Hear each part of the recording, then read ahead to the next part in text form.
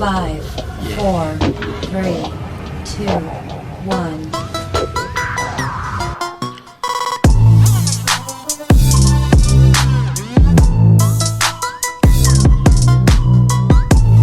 Boom. What up, people? Welcome to the Making Moves podcast.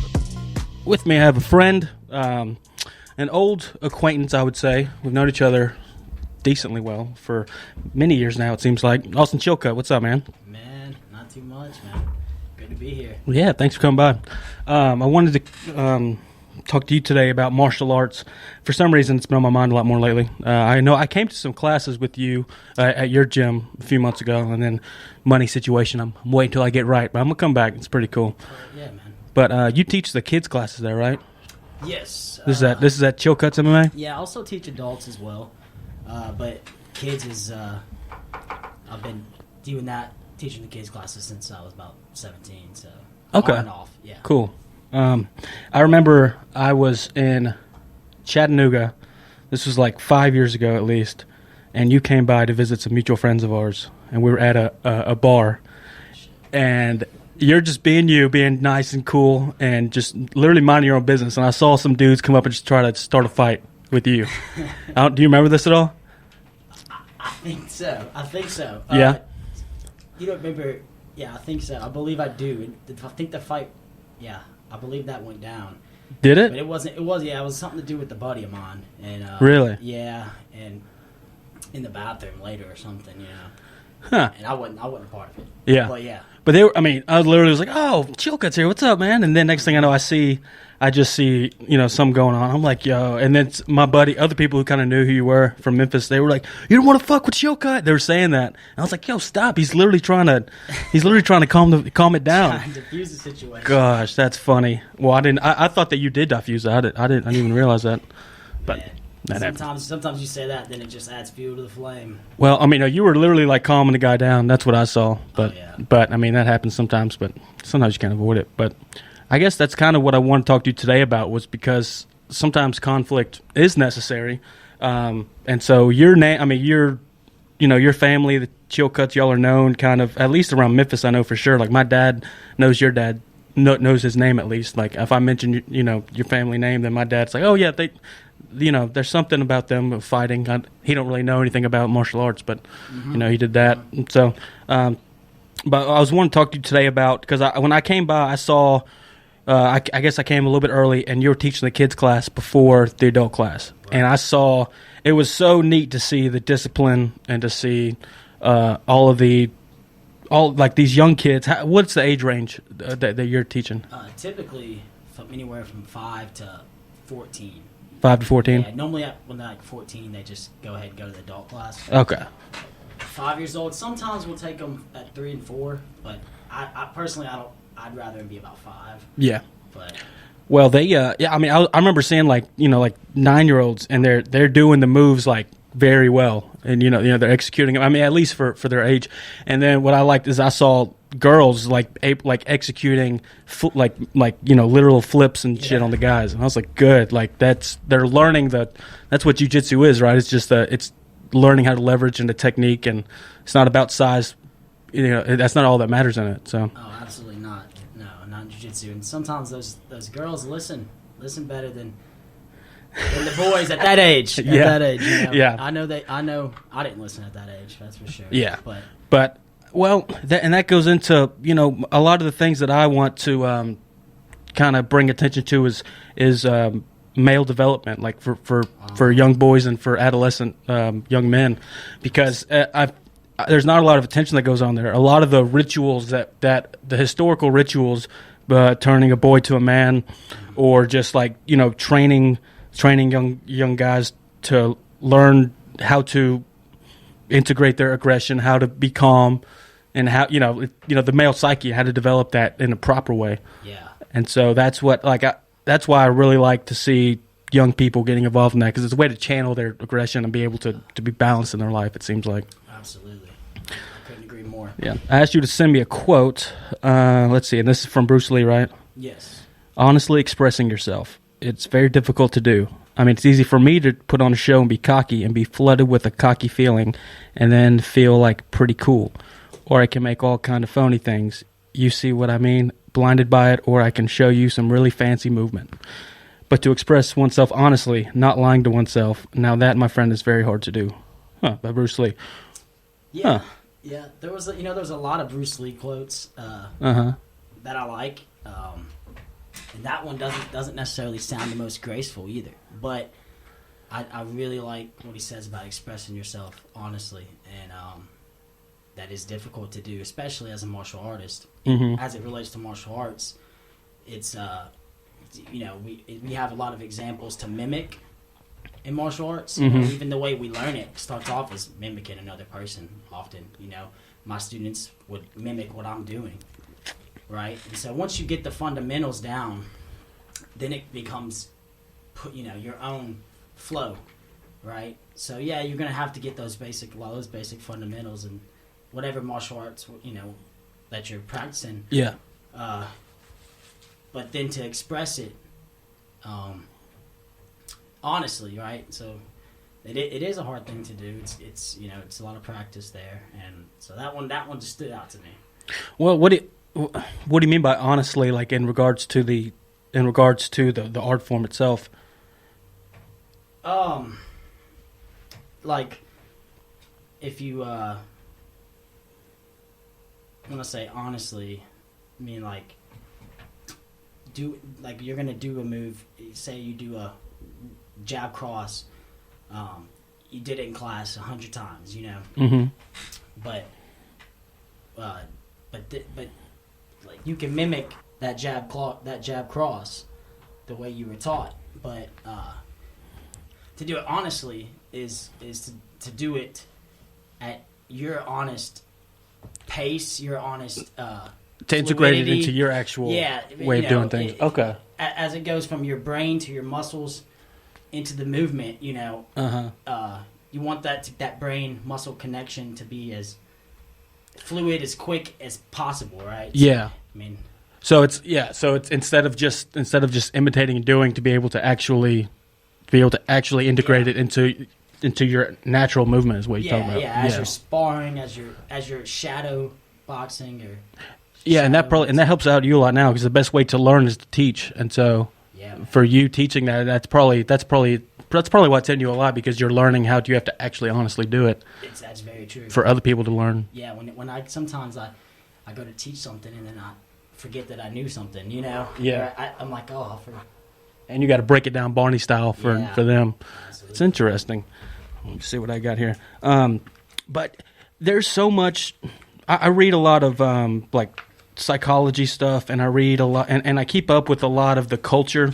We live in a politically correct culture. That term's used all the time, but in a sensitive culture, and it's good to be sensitive of other people's needs or other people's sensitivities.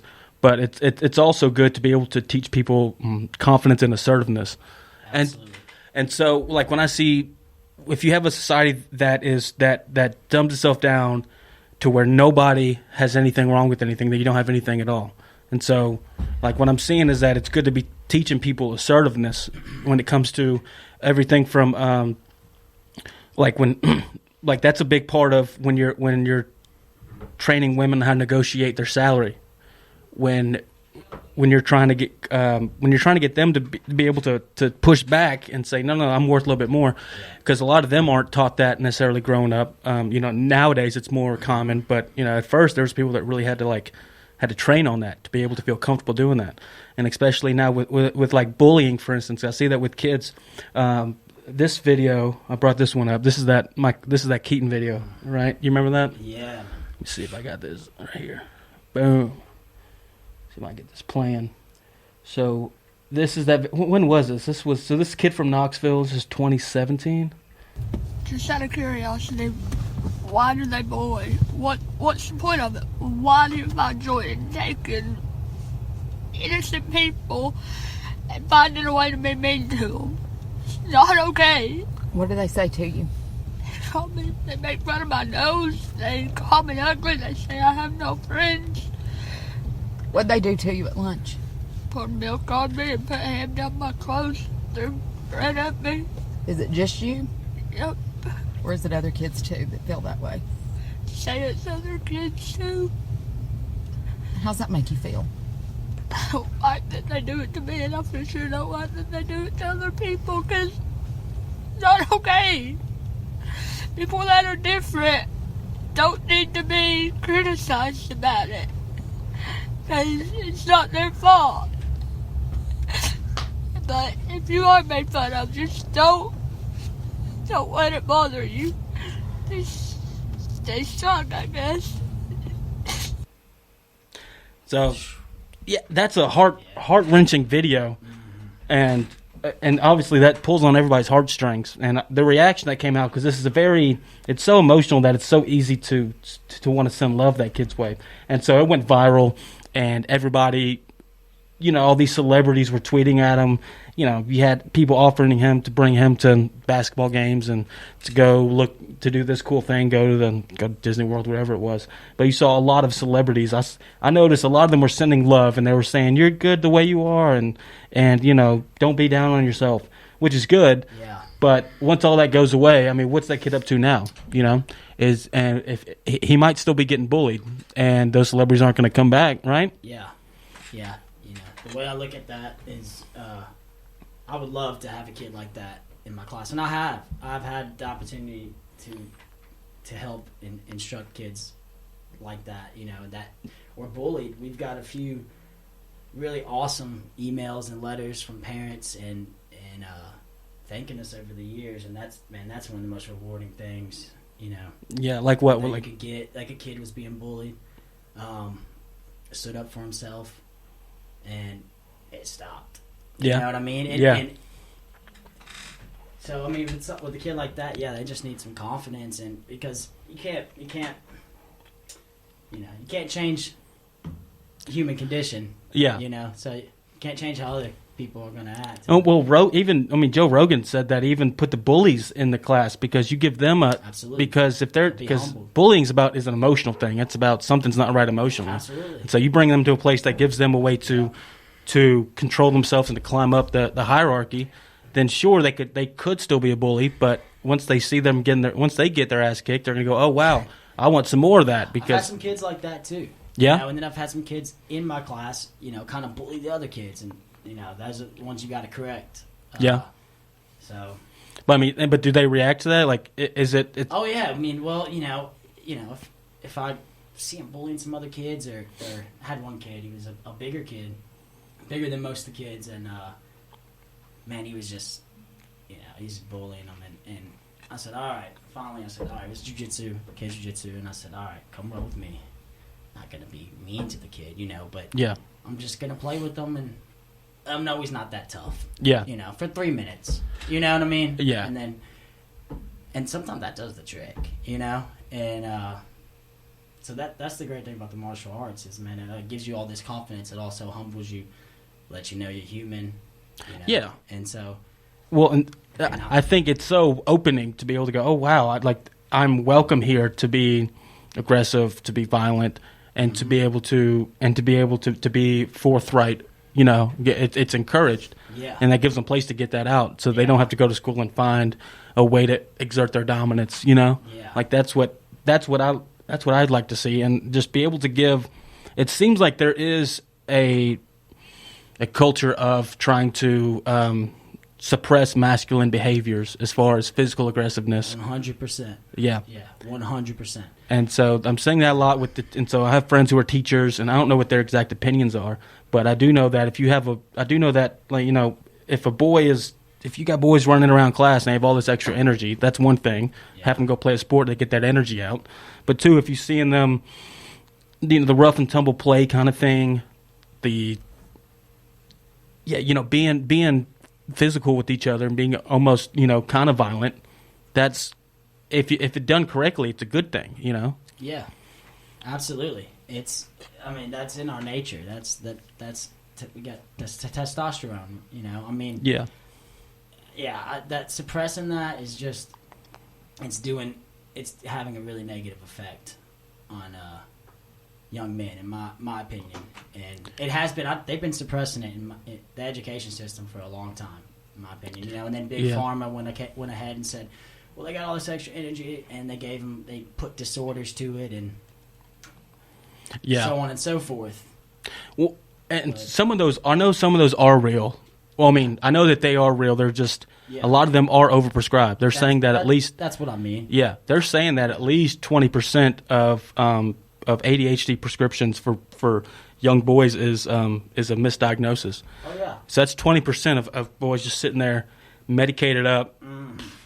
And that becomes what they're used I think to. it's higher than that. Yeah, I'm saying at least. But I think it's much higher than that. I know I was told that as a child too. So me and my brother, but Yeah, same here. Well, no, I was never told I was good in class apparently, so I was never diagnosed. But my therapist told me last year. He's like, "You ever been told you might be?" I was like, "People joke about it, but like I hadn't had any problems. I did fine in school, so it didn't matter. I'm just an energetic guy." But that's back to that video. I'm curious if that did. I wonder if he does have a father figure around, if he has a male role model around, if there's anything like that, because nobody reached out. I would have loved to see, or I just didn't see it, but I would love to see somebody say, come to my gym and I'll teach you how to defend yourself. Because it's not even the fact that you have to stand up for yourself, like physically. You just teach the confidence that comes with it. Yeah, absolutely. And most of the time, it's not even that kid has to go there and beat up a bully, Yeah. Just stand up for himself. Yeah. A lot of the time. Just, they need that. Yeah. Of course, I've heard about it where the kid trained with us and did go and beat up the bully, and that's in a way that's satisfying, because as long as he didn't go out and seek it, Yeah. Well, so, but well, I mean, and sometimes they do get suspended from school for that. Yeah. And that all depends on what the school's policy is. That depends what the parents, what their philosophical views are on violence, whatever. Of course. They say don't ever fight. Yeah. Yeah. I mean, sometimes you can't. It's unavoidable. I would say definitely, at all costs, avoid it. Yeah. Even I'm going to avoid an altercation at all costs. And doesn't matter how much I know. On the street, you have weapons involved, and if you don't know, then you don't know. I mean, those so, fights aren't as fun if you get absolutely. Especially some of the shit that's coming out now, where they just like with all the riots, like people's emotional anger just explodes, and so you see how bad that can be. That's another thing I like about martial arts, is that what it's doing is allowing you to train that. It's allowing you to train that evil psyche within you to be able to not suppress it, to be able to harness it, so that if it were to come out, you can have the good guys. You could be the good guy fighting a bad guy. Absolutely. It allows you to be able to put your morality first, because you know that you can be. It gives you a lot of self-control in that aspect. Yeah. You're in there in the gym, and if okay, you're capable of, being a violent man. Yeah. You're less likely to be a violent man. Right. I feel. Yeah. So I think it gives you also, when you're in there and you're training with guys from all different backgrounds, different belief systems, and it also gives you a respect for those guys, even if you disagree. And I have friends like that, training partners that I deeply respect, but I mean, we could not agree on anything politically, religiously, Yeah. We would totally disagree on everything. Yeah. Well, that's like how it is in the Army. The nicest people, or like the people who don't want conflict, don't screw that on just because you can hear it. Yeah, you're good. But, and then also you can hear that when you do that, so don't do that. That's cool. But even in the military, you'd rather have people that you would go to battle with versus people who are nice to you. Yeah. Because that they're assertive, they're confident, they're going to have your back, even if they, when shit hits the fan. Absolutely. Because if you don't stand for something, you'll fall for anything. But what else was I going to talk about? Oh, have you seen have you heard of the Netflix show Cobra Kai? Yes. Have you seen it? I haven't, man. I haven't seen it all. I actually, I'm one of those weirdos. I recently deleted my Netflix, but in a pandemic, I know it. I got some other stuff I'm watching, but I've heard it's awesome. It actually is cool. I don't remember the last time I saw Karate Kid. I mean, I watched it when I was a kid, but I don't remember. I want to rewatch it. But it integrates. Do you know what the premise is behind it? Oh yeah. And they have the actual actors who played the. Yeah, that's cool. And so they grow up, but then it switches. So I'm not going to give away too much of the plot, but it switches to where it shows. Let's see, so Johnny Lawrence is the Cobra Kai guy. He's the bad guy in the movie, and he ends up taking in the outcasts and the losers of the school, and they train at his gym. And then who's the other guy? I forgot his sensei.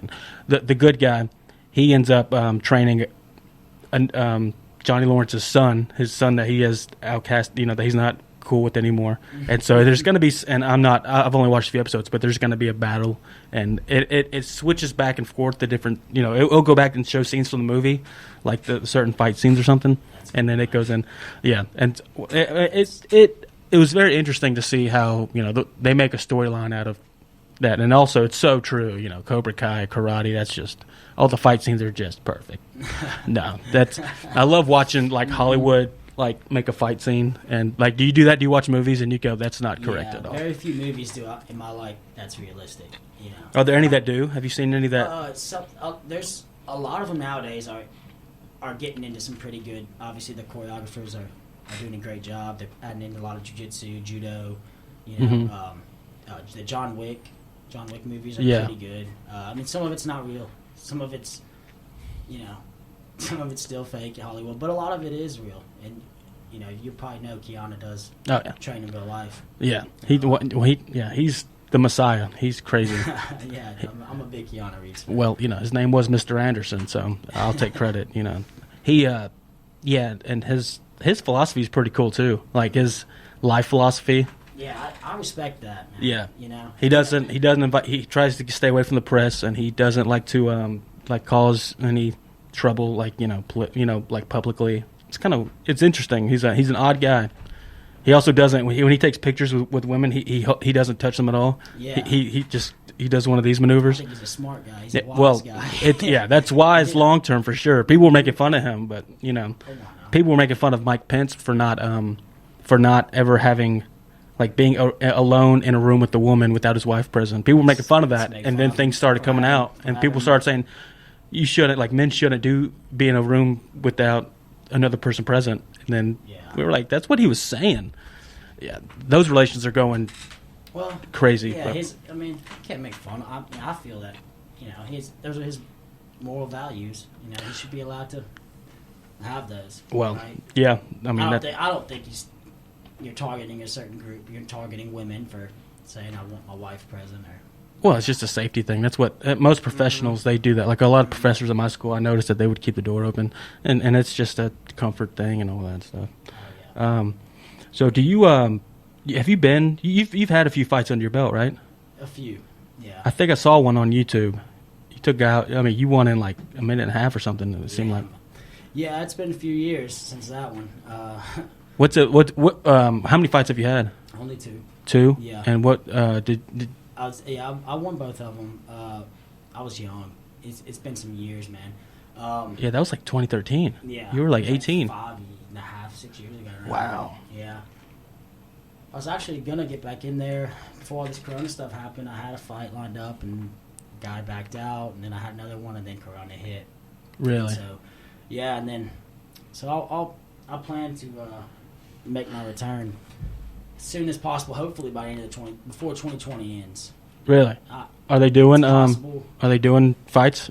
There are, there's some coming up. Cage Fury. Okay. They got the UFC Hall Pass on that one. And Okay. Got a few guys from the gym that train at the gym going to be on that. Hell yeah. What's it like? I read the book. There's a book called Professor in the Cage, and it's about a 40-year-old professor, like English professor, didn't really accomplish his career goals. He's just kind of in a rut. And then they opened up a gym, a martial arts gym, right across the street, and he could see it out his window. And so he was like, I'm gonna go do this. I'm gonna have a fight. I'm gonna write a book about it. And that's what he did. So he writes about the history of combat, of fighting, about about how society. He talks about how, like, monkeys fight in order to find out who's going to be in charge. Like, and other species, they'll fight. They do kind of like an organized fight where, it's not knockouts or nothing, but once somebody wins in a certain context, then they let go. Yeah, and then they go, okay, that guy's in charge. He's running everything. Alpha male. Yeah, he's the alpha, all that stuff. And so, but he goes and so he writes about the history of it. He writes about all the different types and stuff, and then he talks about his personal journey and his fight. He lost it or whatever, but he talks about what it's like, what it feels like to go into the cage with somebody. What was it like for you? Do you remember? Yeah, man. The first one was nerve wracking. Second one too. Yeah, both of them. But first one was really a lot of nerves. Yeah. Yeah. Was what after organization? That first one, it was this one. It doesn't exist anymore. It was in Jackson, Okay. Tennessee. What was it? I forgot the name of the arena over there, but IFC was the name of it. Yeah, it doesn't. I don't think it exists anymore.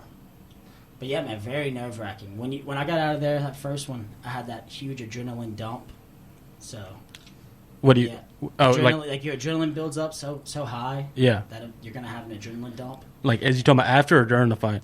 For me, it was after. If it would have went to the second, third round, it might have been during. So, Really? Yeah, it was trained for that. Yeah. Training's supposed to kind of eliminate that a little bit, but sometimes it doesn't. Yeah. If you're very experienced, you're probably not going to have it as much. Probably not going to have as much of that adrenaline.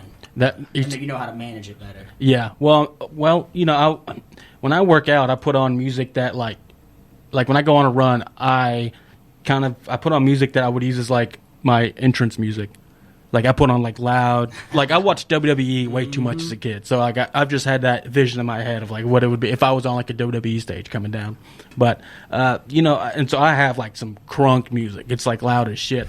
And then I was like thinking about it lately. I saw the video of Mike Tyson versus who was it? It was one of his biggest ones, and he just had like it was just like a silent. It wasn't silence, but it was just like tones. It was just. Dun. It was just like that the whole time. And I was like, okay, he probably did it to be calm, because you want to be peaceful when you're doing it, right? Yeah, man, you want to stay calm. The minute you're not calm, you lose your edge a little bit. Yeah. So when someone is not calm, your opponent can take advantage of that. Yeah, when I was in basic training, we had one guy, my best friend there. He studied judo in Japan for like 6 months. So he knew, he knew how to grab like the guy's shirt and just choke him. What's that called? Some collar chokes, some gi chokes. Yeah, something like that. But pretty much, I mean, he took down everybody. He won out of 250 people. Just from, and he was just calm. He would just take the guy down. And it was like he was doing a math equation in his head. That's what it looked like. He was just calm, like trying to figure this shit out. And I was like, that's crazy, because I'm just when I played football, I was just like a bull. Yeah. I would because I was defensive lineman, so my job was just to go and just try to overpower the dude pretty much, and then throw a move on there. But it wasn't calculated like I see with martial arts. Yeah, judo, jiu-jitsu, you train enough where you just take advantage of that bull, mentality of coming forward with everything you got. Which specialties have you trained in? So you do jiu-jitsu. Have you done other stuff? Jiu-jitsu, obviously, but yeah, I mean, kickboxing, Muay Thai. Really? Yeah, I mean, I a little bit of it all. I wrestled as a kid. Oh, you did? Yeah, for 4 years. Just when I was young, man. I was like 12, 13. Okay. You didn't do it in high school? Mm-mm. Okay. I didn't do it in high school, but... Do you have a brother that did? Yeah, he wrestled with me. I have a twin brother. He didn't wrestle in high school either. But, huh. I thought I saw... for some reason I thought you did. It gave me great basics for wrestling. Yeah. I got recruited for wrestling just for my size, and I went to a couple practices, but I was focused on football for whatever reason. I really wished I did wrestling, because it just teaches some good, once you get the flow of it, then it kind of helps you out with all the other ones, it seems like. Man, absolutely. If you have a good wrestling background and you step into jiu-jitsu, I mean, you have an advantage right away. Yeah. On any other white belts. So.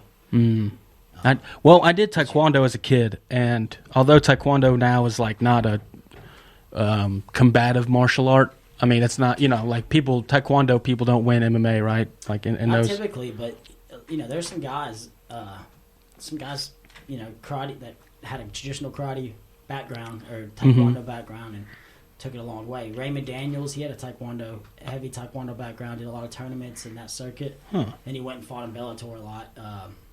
Some really awesome knockouts on Bellator, if you're ever curious. That guy's name is Raymond Daniels. he had one that made it really across Facebook and everything. And, Really? Man, it was like a 540 kick. It's like a tornado kick. Yeah. Yeah. Oh shit, that's what I would Did practice. That. Yeah, he knocked the guy out with that. So.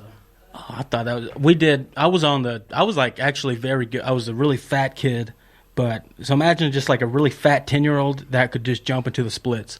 I was just crazy. I was able to do, and then like, take a bump and just fall on the mat, and I was just crazy. I was like a gymnast in there for my size, and I was on the demo team, so we'd be jumping over people and breaking boards. Yes. Sir. Like that was cool, but I never took it into actual.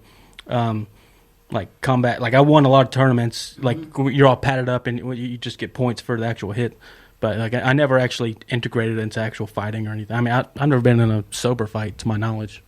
But those kind of things don't work as much like in a real fight. But it teaches not you by themselves. right. I mean, there's a few techniques. Yeah, I'm a Shotokan karate black belt, and there's a few techniques I still use. MMA sparring MMA guys, every time I spar. Yeah, really. I mean, the side kick, good snap front kick. Front leg front kick, good side kick, good spinning side kick. Those are techniques that are timeless. Yeah. Well, Taekwondo, I was 10 to 12 when I did it, and that taught me the most. It taught me discipline. It taught me like a hierarchy, like a path to go down because there's a belt system. Mm-hmm. I got to a brown belt with a black stripe to it, so I was like 6 months away from a black belt. Man.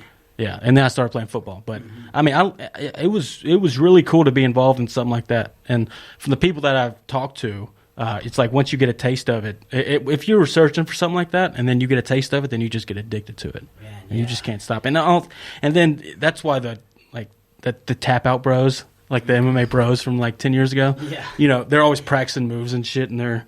You know what I'm saying? Like they're walking down the street practicing some shit, and that shit's funny. But now I see why. Yeah. Shad. I mean, I used to, man. I've got a little better about it now, but I used to walk around doing that. Yeah. I'd be in the grocery store and be embarrassing whoever I was with. Oh my gosh. Gosh. Yeah. That. You get addicted to it. Yeah. And you just start throwing combinations out there. Yeah. You Well, I love that at home. I love this. It teaches you strategy. That's what the strategic thinking of it. I think is very interesting because Mike Tyson said, everybody got a plan to get punched in the mouth. Yeah, and that shit's true. But a strategy, like some people don't know the difference between planning and strategizing and all that. But a strategy is being able to adapt to any situation and be able to have multiple contingencies on what you're going to do and how you're going to do it. Yeah, that's exactly what mixed martial arts is all about. Yeah, because you got to be able to adapt to whoever you're facing. Yeah, so everyone's different. Yeah. Do you know Jocko Willink? Do you listen to him? Oh yeah. Okay, good. Somebody I mentioned it the other day, and somebody just had no idea who I was talking about. I was like, well, if you know, you know, but if you don't, he that dude would be scary to roll with. But he talks a lot about martial arts training and just to be able to discipline yourself on everything else in life. Like, in Karate Kid, they talk about balance. They do the goofy metaphors in the Hollywood way, but being able to balance and then be able to bring balance to your life, being able to balance your emotions. Yeah. That's what it seems like it's, a lot of it's about. Man, absolutely, man. I'm definitely one of those guys. Some of those cheesy lines resonate with me, Yeah, well, they seem cheesy, but yeah, like it's cheesy in a Hollywood sense, but some of that shit is just so. I mean, it's so true, and a lot of it you just don't get until you're a little bit older and wiser. Especially if you're getting taught of it as a kid. Yeah, man. It's just some things, like combat with this hand-to-hand combat with another human being. Yeah. Will teach you, So. Yeah. Well, were you like a rough kid before you started training? Were you just a rough house? Definitely when I was young. Yeah. Yeah, when I was young. I mean, I've been training on and off my whole life practically. Mm-hmm. I played other sports and everything, but when I was young, definitely a little bit of a rough house kid. Yeah. Your dad owns a martial arts gym, and you're learning martial arts. When did he open that gym? I was a baby, I guess, when he was when he started his business. He started, Okay. Yeah, his own school. Because that was over a different spot. Now it's in Wolf Chase, close to my house, my parents' house. Correct. Yeah. Correct. Yeah, So- it's been several different locations over the years. Okay. But, yeah, this one we're at now is probably the nicest one. Yeah, we've the had. nicest one. Yeah. Yeah, I liked it. I mean, y'all gave me a gi and everything, so I felt welcome when I went there. I loved learning the actual, and you jump right in. Always. You don't necessarily do the wax on, wax off. You get to taught a few moves to just jump in the fire, and then Yeah, I believe that. Throw somebody in the fire. If they're comfortable. Yeah. You don't got to throw them in there with a pro fighter or anything, but Well, yeah, I mean, you Yeah. teach them a few moves, and Yeah. then if they know 3 moves, and they know 3 moves to start out with. Yep. So that's what I'm trying to get at is there's a huge it's a metaphor for life to an extent, like in the way, all the martial arts have the way, right? I mean, does every martial art does or I don't know about every martial artist these days. I tend to more old school in that sense. Yeah. Because I grew up in the martial arts, and when my dad was learning the martial arts, even when I was learning martial arts as a kid, you didn't have YouTube. You could go on and learn a technique, and even on YouTube you can learn something, but if you're not there applying it to a real person, Yeah. and getting critiqued. and getting critiqued, Yeah. and learn little details, it's not the same thing. Perfect practice makes perfect, Absolutely, for sure. But back, in those days, you went to a dojo or a school, you were gonna learn as much as that instructor wanted to teach you.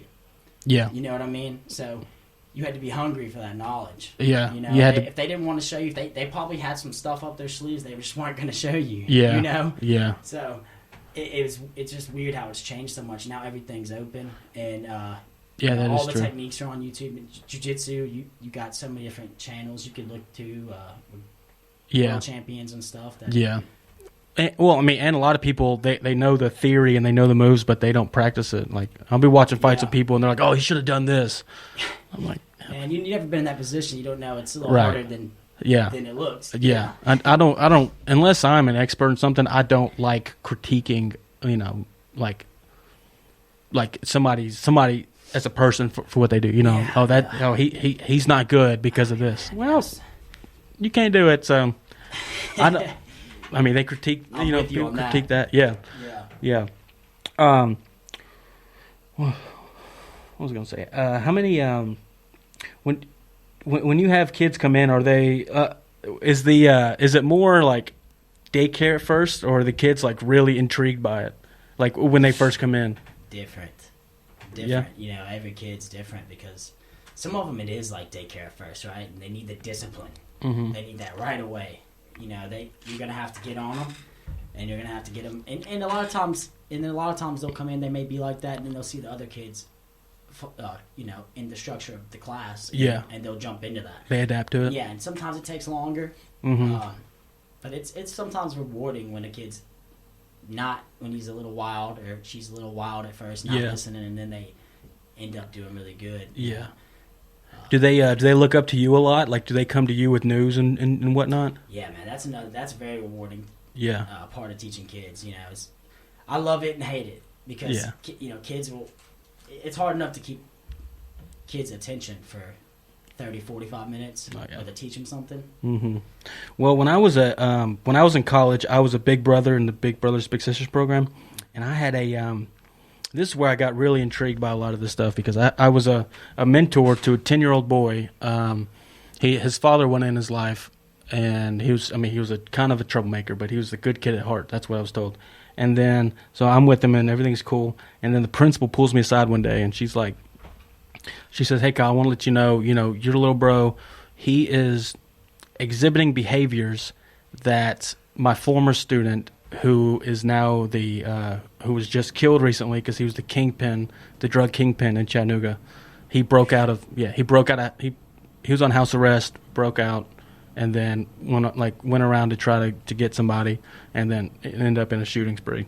But he was like, he's exhibiting those kind of behaviors. Just to let you know. I was like, oh gosh, And so at a young age, that's just rebelliousness and emotional. That's just anger issues, not being able to cope, weird socialization, that kind of thing. Yeah. And so I was like, oh, crap, okay. But I was cool with it. I told them, let me, tell me if he acts up, email me, all this stuff. I didn't realize I was getting myself into, but they didn't really have a father, a male role model or father figure to talk to about it. And so I was kind of getting on to him a little bit. And then one day he comes in and he apparently he told his teacher, because he was looking all sad, he told her that he watched his dad get shot last night. So she calls the mom calls the dad finally comes up to the school and talks to him. And so he was a little bit better after that. But, I mean, the kid had some real emotional issues, but super nice kid. But, I mean, first of all, I would go and go hang out with him at lunch, and I'd be with him and his friends, and they would talk about their favorite gamers. Like, remember, before podcast, we were talking about, like, Twitch. Yeah. Like, they were talking about their favorite video gamers. And I was like, what? Like, y'all aren't talking about LeBron James? Y'all are talking about Ninja? Yeah. What? And it did not compute for me because, they were looking up to video gamers. Is what they, and so I was like, there's so much in this new generation that I don't understand. Man, it's crazy. Yeah. And I'm, well, technology's changed so much that's going to happen, but it's going to be hard to communicate with some of these kids. Like when we're the millennials, Yeah. and they're going to come up, and their entire way of seeing things is going to be so different than ours. Absolutely. I think we barely made it into where we weren't like them, right? Like if Yeah. you've been born, it's crazy. Yeah. I Well, agree. you and I are right on the edge, Uh-huh. because if 3 years later we would have been, like our development at that time would have been more with them versus some of the technology and stuff coming out at that time. But anyway, with that kid, he, I started doing some helping him out, like emotionally, just kind of asking him, like, talking to him about stuff and everything. And then I was teaching him. I was like, all right, so what do you want to do when you grow up? And he's like, I want to be chief of police and then the governor of Tennessee. I was like, well, that's actually my goal, but okay. and so I was like, you got competition, but I'm gonna help you out. And so I had him write down, and I try to break it down to where a 10-year-old kid can understand. But I was like, okay, if you want to be the chief of police, then you have to, you have to be a cop, right? And then to be a cop, you have to be, you got to go college degree, right? To go to college, you got to go to high school. And so I was like, and I broke it down pretty much like you have to finish 4th grade if you want to be a cop. And I stuck with him, and I had him keep that with him. Teacher thought it was great. And that kind of helped out a little bit. It got to where, the school year ended and I graduated, and so I didn't see him again. And I moved back to Memphis. But I got a call from, like, the supervisor, like the person who works for Big Brothers Big Sisters, and she called. She said, hey, Kyle, I just want to give you an update on your little bro. He is now going into 6th or 7th grade, whatever. He has a part-time job in the summer. He helps tutor kids, and he, wants to go to college and all this stuff. And, he's completely changed. And so, awesome. and I don't know how much credit to take for that, but she was like, that's directly correlated to your mentorship. So that's a cool story. But That's rewarding. That's awesome. it's so rewarding to think that could be that if people just gave a little bit of their time and a little bit of their wisdom, even at age like ours. That's why I'm intrigued by you, because it's a lot of these people don't have a masculine role model to be able to look at and try to be. You know what I mean? Yeah. Like my dad, great guy, but he's not a fighter. He's not he kind of shies away from conflict, that kind of thing. So I had to kind of look up and see how to properly kind of be more assertive for myself, while I'm trying to create life for myself. But, some kids, they have no idea how to act. And so when they see somebody like you who's teaching them, and they have that sensei kind of, figure, I think that's the most rewarding thing you can give a kid. Yeah, man, it's awesome. Yeah. I mean, it is, man, and that's a huge thing. The father figure, Yeah. or just role model, just male role model, just for these kids. Yeah. Obviously, statistics show that. Mm-hmm. So, Well, that's just so interesting. I mean, I just think that's a big time.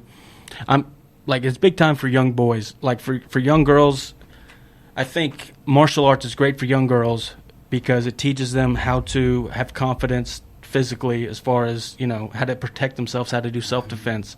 And I think that's the main thing for the difference between boys and girls is that boys are more likely to be physically aggressive. So for girls, it's learning how to use the techniques to defend themselves. For boys, it's just about harnessing and being able to integrate that to where it's not just a weird, Right. angry, just outburst, and they're not punching walls or people or whatever, just out of, One of the things I often tell the kids is what is martial arts used for? It's self-defense, right? And not going around punching and kicking people. So just something basic like that, but because you get and you see it with even people little older. They learn a little bit of martial arts and they get a little different air about them, right? A little arrogant, a little cocky. That'll last for a little while, typically with those guys. But yeah, with the young kids, with the young boys in particular, they need to learn the martial arts, but they need to know that what they're learning is strictly for self. Yeah. Yeah. Yeah. For us, I think in Taekwondo, I think even our instructors told us that if they find out that we used Taekwondo to fight somebody, that they're going to use it to fight us. I don't think they're lying either. Yeah. When you're 10, you ain't trying to fight your instructor. Yeah. So, that's interesting. Are there any books that you read about that? Like, who are your role models as far as martial arts overall, or just that whole lifestyle? Man, I got, obviously I started us off with a Bruce Lee quote. Yeah. Bruce Lee is, he, as a martial artist, he was breakthrough martial artist as far as, but really it was his philosophy. His Jeet Kune Do philosophy of things? His philosophy was probably his biggest contribution to martial arts, and because he was one of the first people to say, you can have multiple styles and you can put them together, and then whatever's useful you keep, whatever's not useful discard. But Bruce Lee's one of them. Hickson Gracie, Elio Gracie, obviously. Royce, and you've met them? No, you haven't. I have not met Hickson, and Elio's passed on now. Okay. But, I've met a few other Gracies other than Royce. Okay. But not Hickson. Royce was your dad. I thought I saw a video of your dad. Rolling with him. Wrong with Royce? Yeah. Yeah, absolutely. Okay. Yeah, Royce. Royce. I was lucky to kind of grow up around that, and Royce stay at the house and stuff. When he came in, he'd come in 2-3 times a year. Oh, okay. I don't know what the relationship is. I just know he's a big name. He would come in and do seminars. My dad probably started training with him early 90s, shortly after he won the first UFC. And then started training under him. So, and then we became Royce Gracie School, part of that network. And is there like an actual there a process to be associated? Now there is. Back then, not as much. Well, in the 90s, not as much. Not as much. But now there is. He has his own network and everything. Yeah. Just like most of them, like Hickson, I think does too. I think. Okay. Most of the Gracies. One of them I know does Instagram videos critiquing, self-defense videos, or like if somebody's getting jumped or something, he says this is what you could have done in the situation, and then he also does where he says this is exactly how you should act in this situation, and it's actually teaching a lot. I watch and go, oh, and I try to keep it in mind. Yeah, is it the two brothers? Yeah. The younger, I forget their names. They're I forget whose sons they are too right now. It's gonna come to me later. Yeah, like, yeah. They teach at the Gracie Academy, I believe in California. Yeah, they do. Yeah, but they're great. Yeah, very instructional, and they were they came out recently to oppose the no chokehold. In New York, I think they were doing it in New York. They're legislating that, coming out, and like that's something that people don't think about is that the technique itself is like.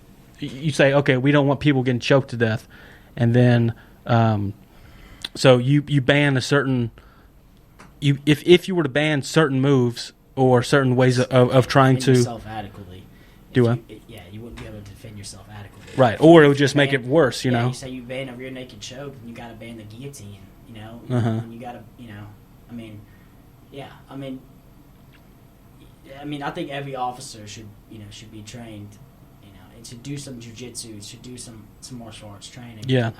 And presidential candidate Andrew Yang was saying you should have a that every officer should have like a purple belt or something. Yeah, man. If every officer was a purple belt, yeah, all these situations we're looking at will be different because you get to that up there to about a purple belt level, and you can start with the novice, you can start controlling them, without hurting them. Yeah. And that's the point of it, is to be able to understand that. Stay on top position, or keep the person subdued. Yeah. Without hurting them. You don't have to go break their arm. Right. Well, that's what it should be. Yeah. Yeah, and that's what we were talking about Jocko. That's what he was pretty much saying. You can blame almost all of this on lack of training. So when people are talking about defund the police, they're saying get rid of if you defund them, you're going to take away the training. And so I try to understand emotionally a lot of the sentiment that comes with these proposals and stuff. But then you look at kind of what the collateral damage might be. Yeah.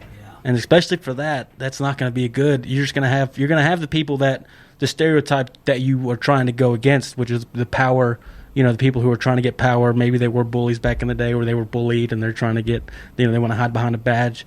That's who you're going to get if you don't allow resources for being able to do that. I was talking to Memphis cops. I was thinking about having them on the podcast, but they're just they're either retired or or just want to stay anonymous. They were just saying that you're not allowed to police like you should in Memphis. Like with all the stuff going on, there's certain things that they said back off on. Right now, saying, I don't think anybody's allowed to police right now, even the way they should. Because they're so scrutinized right now. Yeah.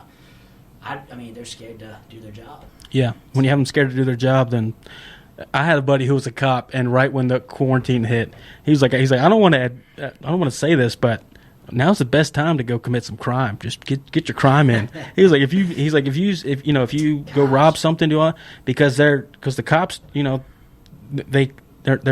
literally told to keep down their interactions with people during the quarantine. I think it's better now, so don't be going out doing crime. But yeah, I mean that, just like that with that, and with the but with the chokehold thing in particular, they I forgot what the reasoning was, but it's pretty much like if you take away, that if you take in this legislation, it's saying that you can't rest on their neck, something about their neck, and then if you do that, he was saying they're going to be doing some actual you take away that ability, then they're more likely to have to use lethal force to subdue, and then that's I have to agree, because you think about even a guy, say a guy. You're in an altercation, you're a police officer, and the guy goes for your legs. Yeah. You sprawl. Now you're really laying on his upper back in his neck. Mm-hmm. You sprawl out on a guy, as that's where you're gonna land. Huh. And you're gonna keep that weight on him. I could see that being a problem if they're gonna say, well, you know what I mean? And so you can't do stuff like that. Well, you can't even, just you explaining that, because I don't think in terms of those combative situations like y'all do, but I would love to just do a video at the gym with, we have friends who are cops. I don't know if they'll be willing because, for liability reasons, but just to be able to see kind of how the situations work and how to properly do that, and how sensitive it is when you start legislating what they can and can't do. Yeah, it would be extremely sensitive. It'd be to the point, I feel, where they wouldn't even engage with people because, you say you put somebody who's combative with you on their back. Mm-hmm. Okay, you're on top of them. You're just sort of calm down, and they roll over. Well, in jiu-jitsu or something, when somebody rolls, they roll over, you just stay on top of them, let them roll, right? Mm-hmm. And stay on their back. That could be a problem. Yeah. I mean, it would be. Yeah, I definitely don't agree with that. Huh. So. Yeah. Well, yeah, that's something. Well, that's a whole discussion. I'd love to have people. The lights are coming down. I'd love to have a lot of people to have that discussion with, and be able to actually have a how they do put you in cop situations. You've seen those, and they put you in a tactical situation like what a cop would go through, but just to see how you would subdue somebody in that case. Because I was trying to explain, I was like, with some of these, it's, you know, if you are somebody who looks at it from a tactical perspective and not just a emotional perspective, then you go, some of this makes sense, some of this doesn't. But, you know, a lot of the training, we need to be able to have that. Absolutely. I totally agree. It just needs more training.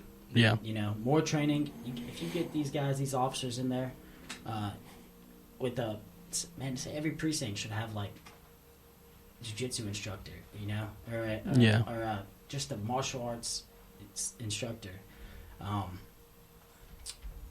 And they should have a certain amount of hours they have to do. Yeah, just like they do with, well, I think they do. I mean, I know they do, but I know it's not nearly enough. Yeah. It's like a yearly thing, I believe. They should, I mean, it should be like a weekly thing. Yeah, well, or a monthly thing. Well, Jocko said that they should be doing, for training, they should spend at least 20% of their time training. Was that it? Yeah. I mean, that's good. Yeah.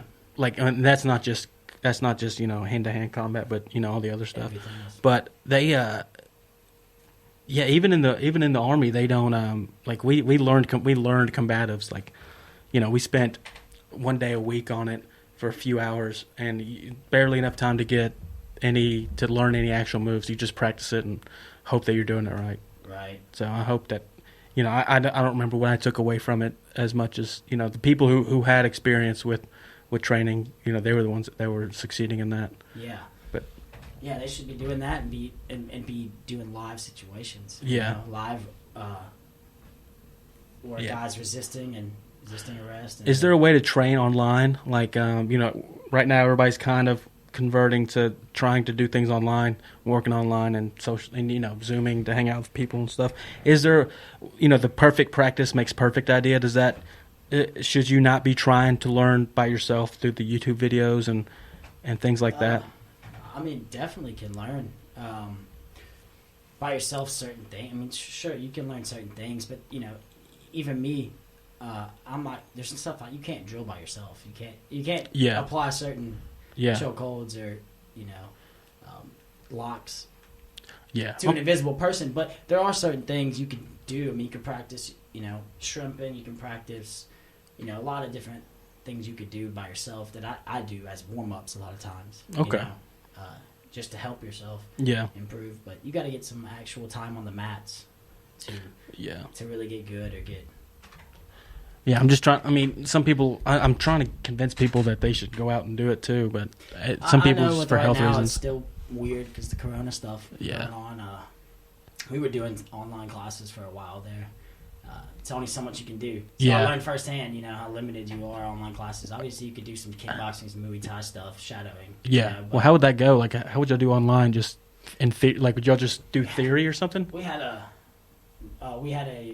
you know, camera set up. Where they could, you know, like a Zoom thing, and whoever wanted to just come in to the Zoom meeting and come in, and we did that, Interesting. Let's see, we're about to hit that 1 hour mark. Is there, was there anything else that you want to talk about when we were going through it? Is there anything else you want to say? Man, you know, as far as the martial arts, just to hit on the martial arts and what it can do for you, physically and mentally, man, is it's so much more than just the physical, though. You know what I mean? And we talked about how physical fitness and how it, you know, how it would improve your physical fitness, obviously. Yeah. But other than that, and the confidence that you would gain from it, of course. But it also gives you a lot of humility. Mm-hmm. You know, so I walk out of the gym after a good training session, and I feel lighter. You know, a lot of times I don't feel. It's a silent confidence. You know what I mean? Yeah. It's not like a walk out with my chest bowed up. You know. Yeah. If I had some hard rolls and some hard sparring sessions, you feel calmer. You feel calmer. Yeah. And ready to take on the world. Less likely to get in any altercation like that. You know, I'm more like, you got it out. Yeah, absolutely. For sure. So it's it's a beautiful thing. Yeah. Well, thanks for coming on. I want you to come on again. We could talk about some more detailed stuff. I just want to try to introduce you and try to get your opinion on some of the stuff on the bullying and the confidence, especially for youth development, because that's going to be something that we're going to be trying to push a little bit more. I love it, in the man. future, man. We can be doing that. So, Thanks for having me. yeah, thanks again, bro. I appreciate it.